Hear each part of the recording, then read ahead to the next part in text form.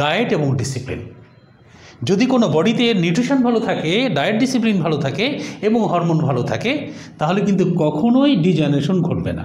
এটার lack of 90, এটার কারণে এই নিউট্রিশনস, ডায়েট ডিসিপ্লিন, হরমোনের কারণে ডিজেনারেশন দেখা দেয় এবং ইরেকটাইল ডিসফাংশন দেখা দেয়। আরেকটা কারণে ইরেকটাইল ডিসফাংশন দেখা দিতে পারে, সেটি হচ্ছে যদি দীর্ঘদিন যাবৎ তিনি হস্তমৈথুন যদি করে থাকে বা যে কোনো মৈথুন ম্যাল ইউজ করে, তাহলে কিন্তু ডিজেনারেশন ঘটবে বা ক্ষয় হবে। এবং আরেকটা কারণ হচ্ছে, সেটি হচ্ছে স্বপ্নদোষ যদি রেগুলার হয়, মানে এক্সেসিভ স্বপ্নদোষ ঘটে, এই কারণে কিন্তু ডিজেনারেশন দেখা দিতে পারে। তো শুরুতেই আসি কিভাবে আমরা এই ডিজেনারেটিভ কারণে যে ইরেকটাইল ডিসফাংশন, এটাকে সুস্থ করতে পারি স্থায়ীভাবে। ডিজেনারেশন দূর করার জন্য অনেকগুলো ট্রিটমেন্ট অপশন পৃথিবীতে আছে।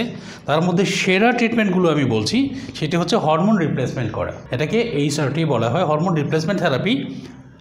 এটা আপনারা হরমোন দিয়ে করতে পারেন ইনজেক্টেবল ফর্মে, অথবা সবচেয়ে ভালো মেথড হচ্ছে এটা নিউট্রিশন দিয়ে করা।